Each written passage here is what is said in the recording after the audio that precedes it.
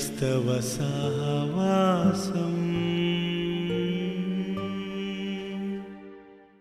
సంతోషం సమాధానం పరిశుద్ధ క్రైస్తవ సహవాసం సంతోషం సమాధానం పరిశుద్ధ క్రైస్తవ సహవాసం పరలోక ప్రతిబింబం పాపిని రక్షించే యేసు మార్గం యేసే మార్గం యేసే మార్గం యేసే మార్గం.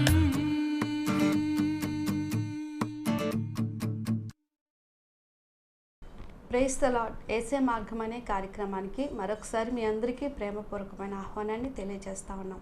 దేవుని బిడ్డలారా, ఒక ఆయన ఇలా అన్నారండి, జీవితం చాలా చిన్నది అన్నారట. జీవితం ఎంత చిన్నది అంటే అది ఆంగ్లంలో లైఫ్ అనగా 4 అక్షరాల పదం మాత్రమే, అది చాలా చిన్నదే అన్నారట. నిజమేనండి, జీవితం చాలా చిన్నదే. అయితే అందులో ఎఫ్ని తీసివేస్తే ఒకవేళ అనగా జీవితం అబద్ధం అని కూడా అర్థం వస్తుందండి. నిజమే. దేవుని బిడ్డలారా, ఈరోజు మనం భూమి మీద గడుపుతున్న ఈ జీవితము నిజమైన అర్థం సంతరించుకోవాలి అంటే అది పునరుత్థానం వల్ల లేక పునరుత్థానంలో పాలిభాగస్తులు అవ్వాల్సిందండి. క్రీస్తు పునరుత్థానంలో ఎవరైతే పాలిభాగస్తులు కాలేరో వారి జీవితాలు నిజానికి అర్థం లేనివండి. హల్లెలూయా. దేవుని బిడ్డలారా, ఈరోజు మన జీవితాలు, ఈ భూమి మీద గడుపుతున్న మన జీవితాలు నిజమైన అర్థాన్ని సంతరించుకోవాలి అంటే మనమందరము కూడా ప్రభు అయిన యేసుక్రీస్తు వారిని కలిగి ఉండాలి. హల్లెలూయా. అయితే దేవుని బిడ్డలారా, క్రిస్మస్ దినాన మనం చెప్పుకుంటూ ఉంటాం, దేవుడు మానవుడిగా ఈ లోకానికి వచ్చి మనుష్య రూపంలో జన్మించాడు. క్రిస్మస్ దినాన దేవుడు మానవుడిగా మార్చబడితే పునరుత్థానం మనకిచ్చే సందేశం ఏంటి అంటే మానవుడు పునరుత్థానంలో పాలిభాగస్తుడు అవ్వడం ద్వారా దేవుణ్ణి పోలి ఉండే అవకాశం ఉందండి. అందుకే 1 యోహాను పత్రికలో యోహాను రాస్తూ అంటాడు, 3వ అధ్యాయం 2వ వచనం, మనము ఆయన్ని చూస్తున్నప్పుడు ఆయన ఎలా ఉన్నాడో మనం అలానే ఉంటాము, ఆయనను పోలి ఉంటాము అని రాస్తూ ఉన్నాడు. నిజమే దేవుని బిడ్డారా, ఎవరమైతే యేసు ప్రభుని కలిగి ఉండి ఆయన శిలువ రక్తంలో మన పాపములు కడగబడి పునరుత్థానంలో పాలిభాగస్తులు అవడానికి ఇష్టపడతాము, వారి జీవితాలు రాబోయే కాలంలో మన మరణము తర్వాత దేవునిని పోలి ఉండే అద్భుతమైన భవిష్యత్తు మనకి దాచబడి ఉందండి. దేవుని బిడ్డలారా, గమనిద్దాం. ఈరోజు చాలామంది సిలువ దగ్గరే ఆగిపోతూ ఉంటారండి. నిజానికి క్రైస్తవులకు గుర్తు సిలువ కానే కాదండి, ఖాళీ సమాధి. ఒక భక్తుడు ఏమంటాడు అంటే క్రైస్తవులు తమ జీవితాన్ని ఖాళీ సమాధి యొక్క సువాసనతో గడపవచ్చు అని. హల్లెలూయా. ఎందుకంటే మనకు నిరీక్షణ ఇచ్చేది, మనకి ధైర్యం ఇచ్చేది, మనకి విశ్వాసము శక్తినిచ్చేది ఖాళీ సమాధి అనండి. కాబట్టి మనమందరము కూడా ఈ పునరుత్థాన దినాన్ని తెలుసుకోవాల్సిన అద్భుతమైన సత్యం ఏంటి, పునరుత్థానంలో ఉన్న ఆశీర్వాదాలు ఏంటో క్లుప్తంగా మనం ఈరోజు తెలుసుకోబోతున్నాం. మొదటిగా మనం చూసినట్లయితే 3 ఆశీర్వాదాలు ఈరోజు మనం తెలుసుకోబోతున్నాం. అందులో మొదటిది ఏంటి అంటే దేవుని బిడ్డలారా, పునరుత్థానము మనకు దుఃఖాన్ని తొలగించే దినం అండి. పునరుత్థానంలో ఉన్న మొదటి ఆశీర్వాదం అది దుఃఖాన్ని తొలగించే దినం. అక్కడికి వచ్చిన దేవుని బిడ్డలారా, మరియా ఏడుస్తూ ఉంది, నా యొక్క ప్రభువుని ఎవరో పట్టుకెళ్ళిపోయారని దుఃఖిస్తూ ఉంది. గమనించండి, యేసు ప్రభు వారు సిలువ వేయబడ్డానికి వెళ్తున్నప్పుడు కొంతమంది స్త్రీలు ప్రభువు వారిని వెంబడిస్తూ ఆయనకి జరుగుతున్న హింసను బట్టి వారు దుఃఖిస్తూ ఏడుస్తూ ఉన్నప్పుడు, మా ప్రభువుకి ఇలా సంభవిస్తుందని బాధపడుతున్నప్పుడు యేసు ప్రభు అన్నారు, అమ్మ నా కోసం ఏడవద్దు, మీకోసం మీ పిల్లల కోసం ఏడవండి అన్నారు. నిజమే. అక్కడ సిలువ దగ్గర ప్రభు ఏమని చెప్తున్నారంటే ఏడవండి, మీకోసం, మీ పాపాల కోసం, మీ బిడ్డల యొక్క భవిష్యత్తుల కోసం మీరు ఏడవండి అని చెప్తున్నారు. కానీ ఇక్కడికి వచ్చేసరికి మరియను, అమ్మ ఏడవద్దు, ఎందుకు ఏడుస్తున్నావు, ఆయన మృతుడు కాదు, ఆయన సజీవుడై ఉన్నాడు, ఆయన తిరిగి లేచి ఉన్నాడు, ఆయన ఇక్కడ లేడు అని చెప్తా ఉన్నాడు. హల్లెలూయా.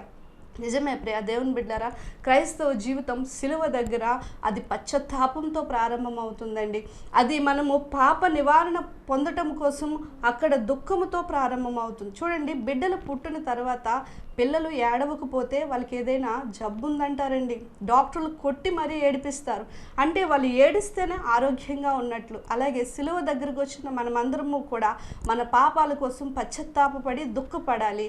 అయితే ఒక విషయం, కొంతమంది చాలామంది ఏం చేస్తూ ఉంటారంటే ఎప్పుడూ ఆ దుఃఖంతోనే ఆగిపోతూ ఉంటారు. కాదండి, పునరుత్థానుడైన యేసు దగ్గరికి మనం వచ్చినప్పుడు, ఖాళీ సమాధి దగ్గరికి వచ్చినప్పుడు అక్కడ మనం గ్రహించాల్సిన విషయం ఏంటంటే ఇది సంతోషించాల్సిన గడి అండి. అది సంతోషించాల్సిన దినం. ఎందుకంటే మరణము ఆయన్ని బంధించి ఉంచలేదు. విజయమందు మరణము మృంగివేయబడింది. ఆయన సజీవుడై తిరిగి లేచాడు. కాబట్టి అమ్మ ఎందుకు ఏడుస్తున్నావు, ఇక నువ్వు ఏడవలసిన అవసరం లేదని అక్కడ ప్రభు సెలవిస్తున్నట్లుగా మనం చూస్తూ ఉంటాం. దేవుని బిడ్డలారా, భక్తిపరుడైన మార్టిన్ లూథర్ ఒకసారి అండి తన యొక్క సేవా జీవితంలో వచ్చిన అనేక వ్యతిరేకతలను బట్టి, సమస్యలను బట్టి కృంగిపోయాడటండి. నేను ఇక ముందుకు వెళ్ళలేనేమో అని భారంతో కొన్ని దినాలు గడ్డం పెంచుకొని ఇంట్లోనే విచారంతో ఆయన ఉండిపోయాడట. తన భార్య అయిన కేథరినా ఒకసారి వచ్చి అడిగిందట, మీరెందుకు విచారిస్తున్నారు, మీరెందుకు దుఃఖిస్తున్నారు అని చెప్పి ఎంత అడిగినా కూడా మార్టిన్ చెప్పలేదటండి. చెప్పకపోతే ఆ స్త్రీ ఒకసారి లోపలికి వెళ్ళి బ్లాక్ డ్రెస్ వేసుకొని బయటకు వచ్చిందట. వస్తే మార్టిన్ అడిగారట, ఎందుకు నువ్వు బ్లాక్ డ్రెస్ వేసుకున్నావు, ఎవరు చనిపోయారు అని అడిగితే క్రీస్తు చనిపోయారు అని చెప్పిందటండి. అదేంటి, అది అసాధ్యం, సర్వశక్తిమంతుడైన దేవునికి మరణం లేదు, ఆయన చనిపోలేదు, ఆయన సజీవుడు అని చెప్పాడట. అయితే దేవుని బిడ్డలారా, కేథరినా చెప్పిందంట, దేవుడు సజీవుడు అయితే, యేసు ప్రభు మరణాన్ని జయించిన వాడు అయితే తన సేవకుడు ఎందుకు విచారవదనంతో కూర్చొని చింతిస్తున్నాడు, సజీవుడైన వాడు మనకు తోడుగా ఉన్నాడు కదా అని ఆయన్ని ఆదరించిందట.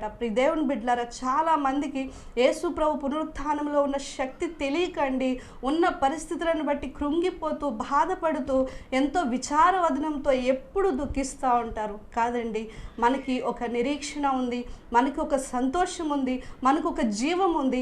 అది పునరుత్థానం వల్ల ప్రభువు మనకు అనుగ్రహించారు. చూడండి, ఆయన గొర్రెలకు జీవం ఇవ్వడానికి వచ్చారటండి, అది సమృద్ధిగా ఇవ్వడానికి వచ్చానంటాడు. నిజమే, చాలామంది అంటున్నారు మతం మారుస్తున్నారు అంటున్నారండి. దేవుని బిడ్డలారా, గమనించండి, నాకు 2 పిల్లలు ఉన్నారండి. వారు ఇప్పటి వరకు చికెన్ తినరండి. అసలు వారికి ఎంత అలవాటు చేద్దామన్నా నా వల్ల కావడం లేదు. కానీ చూడండి, ఆలోచన చేస్తే మన పిల్లలకి ఒక ఆహార పదార్థాన్ని తినడానికి అలవాటు చేయడమే ఇంత కష్టమైతే ఒక మనిషి యొక్క మనస్సు మార్చడం అనేది ఎంత కష్టం చెప్పండి. లేదు ప్రియులారా, ఇన్ని వేల హృదయాలు, ఇన్ని గుండెలు యేసు ప్రభు కోసం పరితపిస్తున్నాయంటే, యేసు ప్రభు కోసం జీవిస్తున్నారు అంటే కారణం ఏంటో తెలుసండి, ఆయనలో జీవం ఉంది. ఆయన సజీవుడైన దేవుడు అండి. ఆ జీవమును దేవుడు అందరికీ అనుగ్రహిస్తున్నాడు కాబట్టి ఈ హృదయాలు అన్నీ యేసు ప్రభు కొరకు జీవించగలుగుతున్నాయి, యేసు ప్రభును నమ్మగలుగుతున్నాయి. ఈ సత్యం ఈరోజు మనం గ్రహించాలి. కాబట్టి దేవుని బిడ్డలారా, ఎవరో మార్చడం వల్ల, ఎవరో చెప్పటం వల్ల మనలో మార్పు రాదు. కానీ దేవుడే ఆ జీవాన్ని మనకి ఇచ్చి, ఆ పునరుత్థానంలో ఉన్న ఆ సజీవుడైన దేవుడు జీవాన్ని మనకి ఇచ్చి మనల్ని బ్రతికిస్తున్నాడు. ఈరోజు ఒకవేళ నీ పరిస్థితులు అనుకూలంగా లేవని, ఈ పరిస్థితులన్నీ దిగజారిన స్థితిలో ఉన్నాయని, నా బ్రతుకు ఇంతే అని చెప్పి ఒకవేళ నీకున్న స్థితిగతులను బట్టి నేను ఎప్పటికైనా పైకి వస్తానా, నేను ఎప్పటికైనా ఈ ఉద్యోగంలో సెటిల్ అవుతానా, లేకపోతే ఈ వ్యాపారంలో సెటిల్ అవుతానా, అసలు నా భవిష్యత్తు ఎలా ఉంటుందని ఒకవేళ ఎండిపోయిన నీ పరిస్థితులను బట్టి నీవు చింతిస్తున్నావేమో, ఈ దినము పునరుత్థాన దినాన్ని మనం తెలుసుకోవాల్సిన సత్యము ఏంటి అంటే, నీ దుఃఖాలన్నీ నివారించే దినము, నీ దుఃఖానికి సమాప్తం కలిగించే దినం.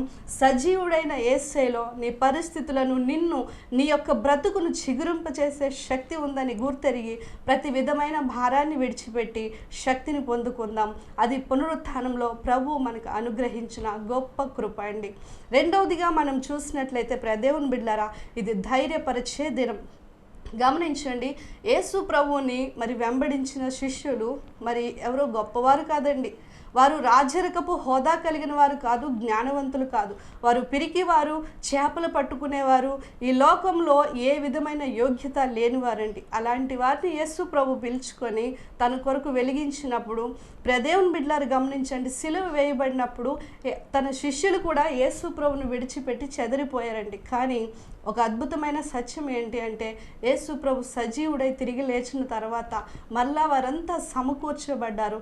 అలా పిరికివారైన మరి ఏ యోగ్యత లేని ఆ శిష్యులండి భూలోకాన్ని తలక్రిందులు చేయవారిగా మార్చబడ్డారు. హల్లెలూయా. చూడండి, పునరుత్థానపు శక్తి వారికి ప్రాణానికి తెగించి సువార్తలో పాలిభాగస్తులు అవడానికి, భూలోకాన్ని దేవుని కొరకు సంపాదించుకొనుటకు, అనేక ఆత్మలను ప్రభు కొరకు సంపాదించుకొనుటకు దేవుడు వారికి ధైర్యాన్ని ఇచ్చాడు. పేతురు నిజానికి చాలా బలహీనుడండి, కానీ దేవుని బిడ్డారా, పేతురికి కూడా దేవుడు తన శక్తిని ఇచ్చి మరి తన మీద తన సంఘాన్ని కట్టినట్లుగా మనం చూస్తూ ఉన్నాం. గమనించండి దేవుని బిడ్డలారా, చాలామంది పునరుత్థానంలో ఉన్న ధైర్యమును పొందుకోలేక ఇంకా బలహీనులుగా ఉంటారు.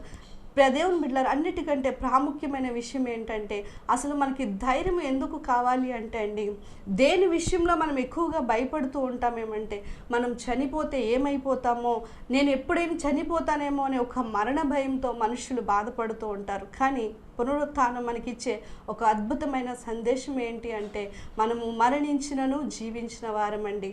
ఎఫెసీయులకు రాసిన పత్రిక 1వ అధ్యాయము 18వ వచనం ఒకసారి చదువుకుందాం.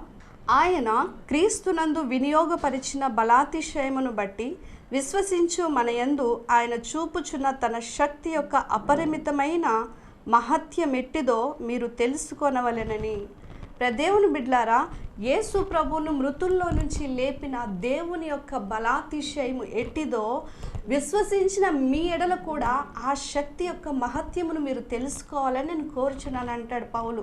నిజమే దేవుని బిడ్డలారా, ఈ లోకంలో అణుబాంబులకు లేకపోతే గొప్ప మరణాయుధాలకు నశింపచేసే శక్తి ఉంటుంది, కానీ పునరుత్థానానికి జీవింపచేసే శక్తి ఉందండి. మనము మరణించినను మన ఆత్మలకు నూతనమైన ఒక మరి కొత్తదనము పునరుత్థానంలో మనము కలిగి ఉన్నాం. ఆ శక్తిని ప్రభువుని లేపడానికి తండ్రి ఏ శక్తినైతే వినియోగపరిచారో విశ్వసించిన మన ఎడల కూడా ఆ శక్తి మనం తెలుసుకోవాలని పౌలు కోరుచున్నట్లుగా మనం చూస్తూ ఉన్నాం. నిజమే దేవుని బిడ్డలారా, పౌలు గారు స్వయంగా అంటారు కదా, ఆ పునరుత్థానపు బలమును పొందగోరి నాకున్నదంతా నేను సమస్తము నష్టముగా పెంటగా ఎంచుకున్నాను అంటాడు. హల్లెలూయా. నిజమే, ఎవరైతే యేసు ప్రభు యొక్క పునరుత్థానపు శక్తిని పొందాలనుకుంటారో వారి లోకంలో దేనికోసం ఆశపడరటండి.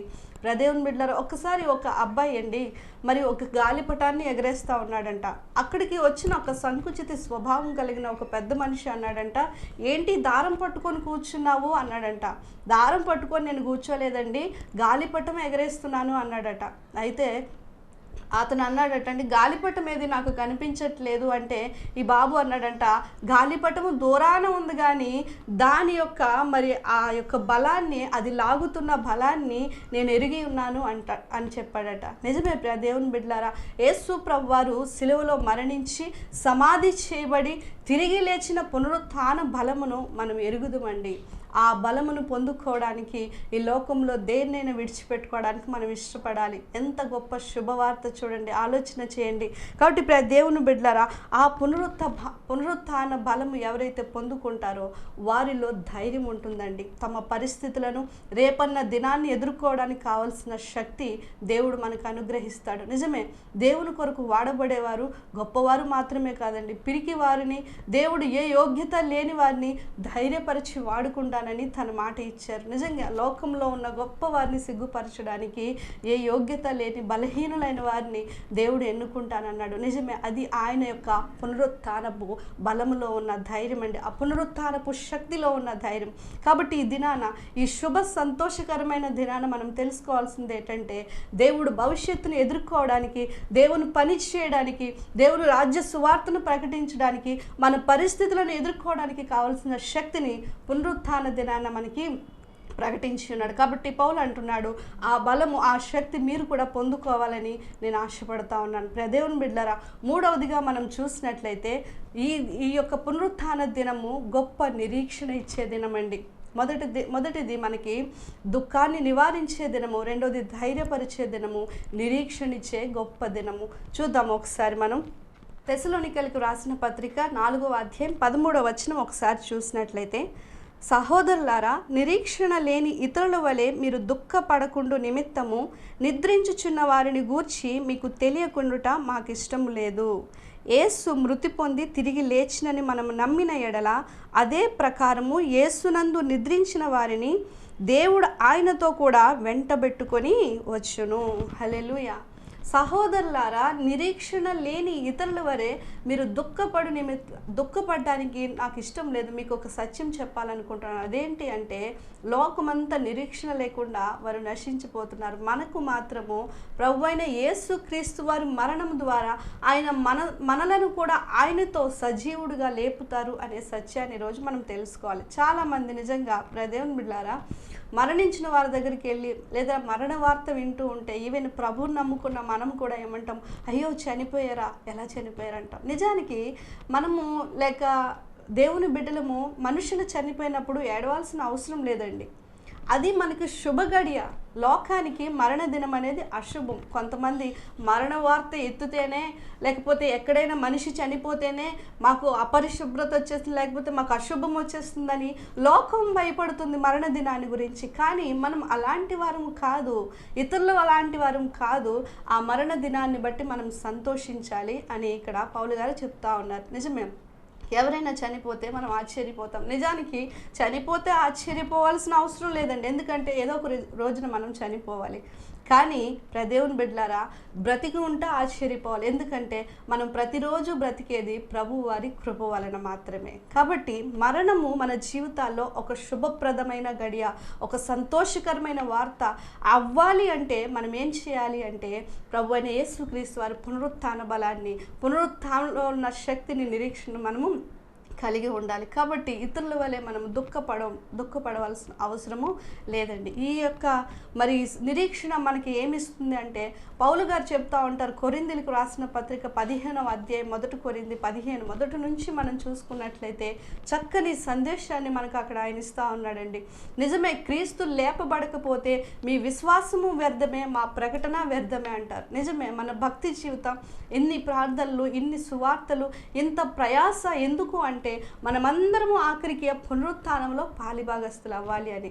క్రీస్తు వారు లేపబడకపోతే క్రైస్తవ్యానికి అర్థమే లేదండి. అన్ని మతాలు చెప్తూ ఉంటాయి, మంచి చేయాలి, మంచి చేస్తే మంచి జరుగుతుందని అన్నీ బోధిస్తూ ఉంటాయి. కానీ ప్రభు అయిన యేసుక్రీస్తు వారిలో ఉన్న, బైబిల్లో ఉన్న గొప్పతనము ఏంటి అంటే, ఈ యొక్క ప్రతి నమ్మకము మరణంతో ఆగిపోతుంది, కానీ మన జీవితం ఈ మరణం తర్వాతే ప్రారంభం అవుతుంది. అదే అసలైన మరి జీవితం అనే సత్యాన్ని మనము ఇక్కడ గ్రహిస్తూ ఉంటాం.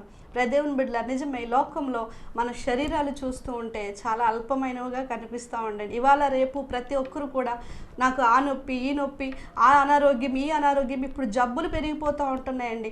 ఇది తినకూడదు, అది తినకూడదు, ఏది తినకూడదు అంటూ ఉన్నారు. కష్టం కాదండి. ఒకరోజు తలనొప్పి, ఒకరోజు కడుపు నొప్పి, ఒకరోజు కాళ్ళు నొప్పి. శరీరము బలహీనమైనదండి. అనారోగ్యాలు, రోగాలు, వ్యాధులు చూడండి, హాస్పిటల్స్ పెరిగిపోతూ ఉన్నాయి రోజు రోజుకి. వైద్యం విస్తృతంగా అందుతూ ఉన్న పేషెంట్స్ పెరిగిపోతూ ఉన్నారు. ఎక్కడికి వెళ్ళినా గంటల తరబడి డాక్టర్స్ దగ్గర వెయిటింగ్ చేయాల్సిన పరిస్థితి వస్తుంది. కారణం ఏంటంటే ఈ శరీరము బలహీనమైనది. నిజమే దేవుని బిడ్డలారా, కొంతమంది పొట్టిగా ఉంటే నేను పొట్టిగా ఉన్నాను, వాళ్ళు పొడవుగా ఉన్నారు అని బాధపడుతూ ఉంటారు. కొంతమంది నల్లగా ఉంటే బాధపడుతూ ఉంటారు. కొంతమంది చూడండి గుడ్డి వాళ్ళుగా పుడుతూ ఉన్నారు, కొంతమంది వికలాంగులుగా పుడుతున్నారు, కొంతమంది దివ్యాంగులుగా పుడుతూ ఉన్నారు. ఇలా శరీరము అనేది ఒక మరి సవ్యమైన, లేకపోతే ఒక మనకి ఎల్లకాలం ఆనందాన్ని ఇచ్చే ఒక పరిస్థితి మనకి ఈ లోకంలో కనిపించట్లేదు. కానీ దేవుని బిడ్డలారా, పౌలు అంటాడు కదా, క్రీస్తునందు మనం ఉంటే పునరుత్థాన శక్తిని మనం ఎరిగిన వారం అయితేనండి ఈ శరీరము ఒక అక్షయమైన శరీరముగా లేపబడుతుంది అని రాస్తూ ఆయన మాట్లాడుతూ ఉంటాడు. చూద్దాం ఒకసారి కొరింథీయులకు రాసిన పత్రిక 15వ అధ్యాయము 42వ వచనం నుంచి మనం చూసినట్లయితే, మృతుల పునరుత్థానము అలాగే శరీరము క్షయమైనదిగా విత్తబడి అక్షయమైనదిగా లేపబడును, ఘనహీనమైనదిగా విత్తబడి మహిమ గలిదిగా లేపబడును, బలహీనమైనదిగా విత్తబడి బలమైనదిగా లేపబడును. ప్రకృతి సంబంధమైన శరీరము విత్తబడి ఆత్మ సంబంధమైన శరీరముగా లేపబడును. ప్రకృతి సంబంధమైన శరీరం ఉన్నది కనుక ఆత్మ సంబంధమైన శరీరము కూడా ఉన్నది. హల్లెలూయా. ఇక్కడ బలహీనమైన శరీరం అంట బలమైనదిగా లేపబడుతుందంట. ఘనత లేని ఘనహీనమైన ఈ శరీరం ఘనమైనదిగా లేపబడుతుంది. క్షయమైపోయే ఈ శరీరము అక్షయమైనదిగా లేపబడుతుంది. ప్రకృతి సంబంధమైన ఈ శరీరము ఆత్మ సంబంధమైన శరీరముగా మార్చబడుతుంది. ఎంత గొప్ప నిరీక్షణ ప్రభువులో తండ్రి మనకు అనుగ్రహించారు. ఆలోచన చేయాలి. దేవుని బిడ్డలారా, దేనికోసం ఇంకా మనం చింతించాలి అండి? ఖాళీ సమాధి దగ్గరికి వచ్చిన మనము నిరీక్షణ గలవారమై, నిజమే నాకు ఒక బెటర్ బాడీ దేవుడు ఇవ్వబోతున్నాడు, ఒక గొప్ప శరీరాన్ని ఇవ్వబోతున్నాడు. ఇంకా అంటాడు పౌలు గారు 2వ కొరింథీయులకు రాసిన పత్రిక 5వ అధ్యాయం 1వ వచనం మనం చూసినట్లయితే, భూమి మీద మన గుడారమైన ఈ నివాసము శిథిలమైపోయినను చేతి పని కాక దేవుని చేత కట్టబడినదియు నిత్యమైనదేనైన నివాసము పరలోకమందు మనకున్నదని ఎరుగుదుము. భూమి మీద ఈ నివాసము శిథిలమైపోయినను చేతి పని కానిది ఒక శరీరము లేకపోతే ఒక నివాసము పరలోకంలో మనకు అనుగ్రహింపబడుతుంది. దేవుని బిడ్డలారు గమనించండి, పౌలు అంటాడు మనం ఈ శరీరంలో మూలుగుచున్నాము. అయితే దేవుని బిడ్డలారా, ఒక దినము రాబోతుంది, మృతుల పునరుత్థానములో ప్రభు ఒక మనకి అక్షయమైన శరీరాన్ని ఇస్తాడు. ఈరోజు మనకి ఉన్న గొప్ప నిరీక్షణ ఏంటంటే, ఒకవేళ నీకున్న శరీరాన్ని బట్టి నాకు ఎప్పుడు జబ్బులే, లేకపోతే నేను పొట్టిగా ఉన్నా, నేను నల్లగా ఉన్నా, నేను అలా ఉన్నా, నేను ఇలా ఉన్నానని బాధపడుతూ ఉన్నావేమో. కానీ అక్షయ శరీరానికి దేవుడు అన్ని అవయవాలు లేక శ్రేష్టమైనది కలిపి దేవుడు ఇస్తాడు. దీనిలో ఉన్న బలహీనతలు ఆ శరీరానికి ఉండవు, దీనిలో ఉన్న రోగాలు ఆ శరీరానికి ఉండవు. దీనికి ఘనత లేదు, కానీ ఆ శరీరము ఘనమైనదిగా, ఇది నశించిపోయే శరీరము, అది నాశనము లేని శరీరము. దేవుని బిడ్డలారా, ఈ శిథిలమైపోయే ఈ గుడారములో కొంతకాలమే మనం ఉంటాం. మన మరణము తర్వాత మనం పునరుత్థాన బలాన్ని ఎరిగిన వారమై సిలువ రక్తంలో మన పాపములు కడుక్కొని యేసయ్య పునరుత్థానం దగ్గరికి వచ్చిన మనమందరము కూడా ఆయన పునరుత్థానంలో పాలిభాగస్తులు అవుతాం అంటాడు కదా. నిజమే, ఆయన ఎలా ఉన్నాడో మనము కూడా అలానే ఉంటామంట. ఆ మహిమ శరీరము అక్షయము, కానీ ఆ శరీరము నీకు కావాలి అంటే నువ్వు ప్రభు అయిన యేసుక్రీస్తు వారి దగ్గరికి రావాలి. ఆయన పునరుత్థాన బలాన్ని ఎరగాలి. ఎరిగి తద్వారా మన జీవితాలు క్రీస్తులో కట్టుకోవాలి. దేవుని బిడ్డలారా, ఈ ఈస్టర్ శుభాకాంక్షలను తెలియచేస్తూ నేను మీకు ఇచ్చే ఒక సందేశం ఏంటి అంటే, నిజమే, ఇంతవరకు దుఃఖపడుతున్నావేమో, ఖాళీ సమాధిని చూడు, ఆయన సజీవుడై లేచి ఉన్నాడు, నిన్ను జీవింపచేయగలడు. ఇక దుఃఖించాల్సిన అవసరం మనకు లేదు. ధైర్యము తెచ్చుకుందాం.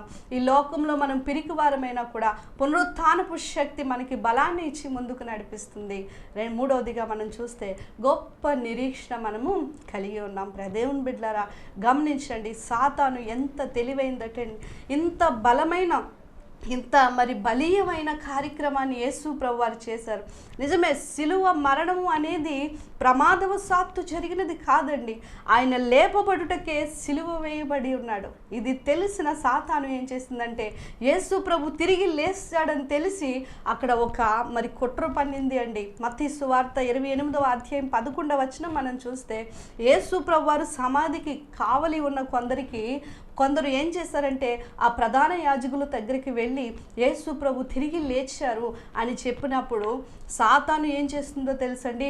ఆ ప్రధాన యాజకులు అంటారు, మీకు మేము లంచం ఇస్తాం, మీకు కొంత మేము రుసుమిస్తాము, ధనం ఇస్తాం, మీరేం చేయాలంటే ఆ ద్రవ్యము తీసుకొని, ఆయన తిరిగి లేపబడలేదు, ఆయన శిష్యులు వచ్చి ఆయన్ని ఎత్తుకొని వెళ్ళిపోయారని ఒక అవాస్తవాన్ని లేకపోతే అసత్యాన్ని మీరు కల్పించి చెప్పాలి అని అక్కడ సాతాను ఒక పన్నాగారాన్ని పన్నిందండి. నిజమే, క్రీస్తు పునరుత్థానములో ఉన్న శక్తి సాతానికి తెలుసండి. అందుకే అక్కడ దాచివేయాలని, ఆ యొక్క పునరుత్థాన బలాన్ని అక్కడ ఆపివేయాలని కుట్ర పన్నింది లంచము ద్వారా. కానీ తండ్రి మనందరినీ ప్రేమించి సాతాన్ని వెళ్ళగొట్టి, దేవుని బిడ్డలారా, ఆ పునరుత్థానం మనము ఎరుగు నిమిత్తము సర్వలోకానికి ఆ వార్తను ప్రకటించడానికి తండ్రి మన కొరకు ఒక సంకల్పాన్ని కలిగి ఉన్నారు. ఆ వార్తను విన్న మనం, నిజమే, నీ కొరకు నా కొరకు మరణించి సమాధి చేయబడి తిరిగి లేచిన యేసు ప్రభు, ఆయనతో కూడా మన అపరాధముల చేత మన పాపముల చేత మనం చచ్చిన వారమై ఉంటుండగా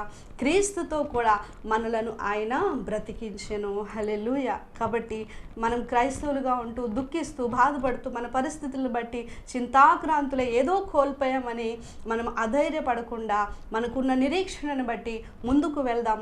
నిరీక్షణ గలవారమై ప్రభువు వచ్చేంత వరకు, లేకపోతే మనం వెళ్ళేంత వరకు మన నమ్మకాన్ని చెదరగొట్టుకోకుండా ఆయన కొరకు కనిపెడదాం. అట్టి కృప దేవుడు మీ అందరికీ దయచేయాలని కోరుకుంటూ